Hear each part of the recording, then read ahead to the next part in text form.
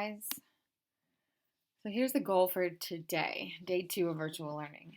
The goal is that you'll be able to effectively revise your logo style response, the paragraph that you wrote yesterday. If for some reason you didn't write a paragraph during yesterday's virtual class, you do have to do it today, okay? The other hope is that you'll be able to reflect on your independent reading habits and do a little bit of independent reading today as well. All right. So as I was looking through your paragraph long persuasive responses today, I noticed 3 things that I think we really need to work on. And this doesn't just apply to like this particular prompt, but to all short response writing. All right. So here we go. The first thing that we really need to make sure that we are doing in our claims in a short response is including 2 reasons why you are claiming what you're claiming or arguing what you're arguing in your response. Okay, and I'm going to get more into that. The next thing that we need to work on, especially for this particular response, right, is including more specific facts, numbers, and statistics. And for this task, that helps you ensure that you're fully using logos, right? That is appealing to your audience's logic or rationality. And then finally, we need to make sure, as you get older and you kind of work on improving your writing skills, that you totally avoid using the first person point of view. Also, the second, I meant to add that. So, no first person or second person POV sentences. So, no I, we, me, my, our, etc. And no you, your, yours, etc. Okay? All right, so here are some of my tips for how to make sure you're doing these things effectively. The first is about how to include 2 reasons why you're claiming what you're claiming in your claim. So here's an example of a claim that has no reasons and isn't really where it needs to be yet. All right, the first one that says not there yet. This claim reads, LeBron James is the best basketball player of all time, period. So the first sentence makes a claim, right, that he's the best player of all time, but it doesn't give us any reasons why we should believe that.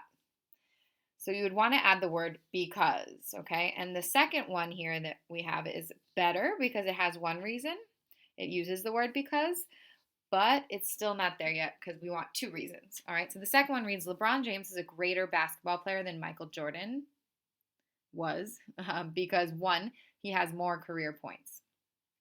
I put the 1 there. You guys probably shouldn't do this in your actual writing, but I put it there to show this is our 1 reason, right? He has more career points. That's why he's better than Michael Jordan. So 1 reason is good, but you can't put 2 pieces of evidence saying that he has 31,000 career points and Michael Jordan had 29,000 something, right?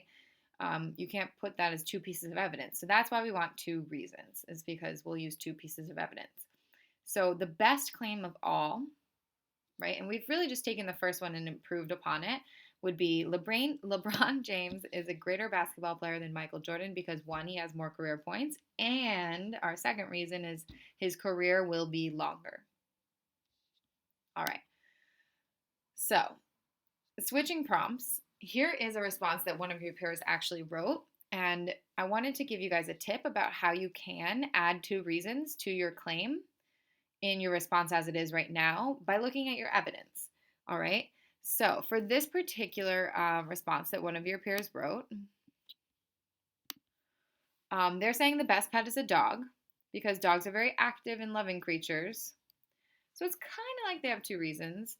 But then they go, we should probably put a period there and, for example, into 3 different pieces of evidence. So let's look at the evidence and make sure it matches up with these reasons.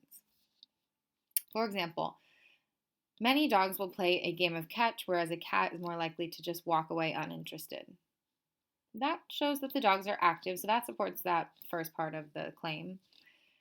2, this person says, dogs are also easy to train compared to cats, which are more difficult to train to do simple commands like sit, or simple things like sit, okay? Dogs are also very loyal and will follow their pack, whereas cats aren't as loyal. These are some examples of why I think dogs are the best pets. So this person will have to eliminate the I as well. But let's look back at this claim. The best pet is a dog because dogs are very active and loving creatures. I don't know if I see any evidence that they are loving, but I do see the evidence that they're active. They'll play a game of catch.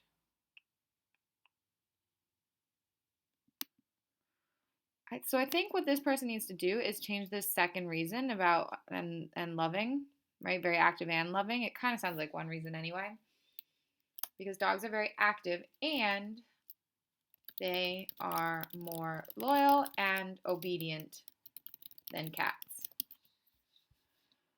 So now we have two reasons in here that really match up with the evidence. So this one kind of matches up with 2 and 3, the evidence 2 and 3 here. So for that reason, I'm kind of numbering it like this. So when you do go to add your two reasons, a lot of you have two pieces of evidence already that you can just kind of summarize as reasons in your claim.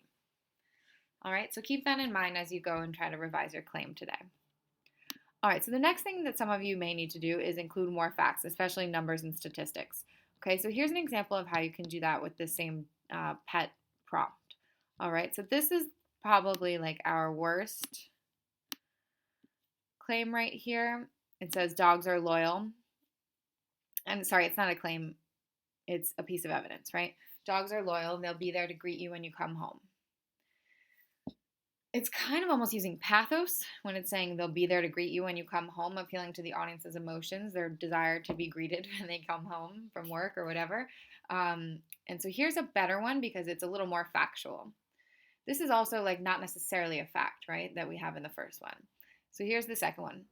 Dogs interact with humans more than cats. I believe that is a fact, okay? The problem here is that it's not really stated like with numbers, and our source isn't mentioned at all, so we don't know for sure that it's a fact yet, okay? So here's our best kind of use of evidence of all and use of facts. It reads, according to the pet fact sheet, dogs are social beings. They want to be with their pack wherever their pack may be. Cats, on the other hand, quote, are solitary, end quote, creatures. So the reason why this one is the best of all is it does cite the source according to the pet fact sheet and it uses a direct quote. So we know for sure that dogs are social beings and that cats are not, and that is why dogs are greater than cats in this particular argument. All right, so a few more pieces of evidence for how to include more facts, especially numbers and statistics, in your short response. You add direct quotes rather than paraphrases, because sometimes your paraphrases come out a little too vague and the direct quotes are more specific. The other thing you can do is more research, right? Try Googling why dogs are great pets plus statistics. So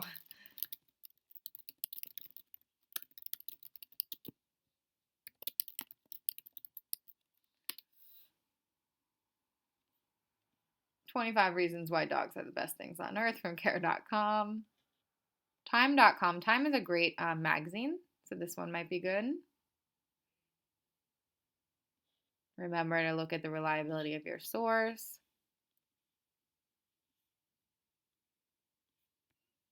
This is probably the one I would choose.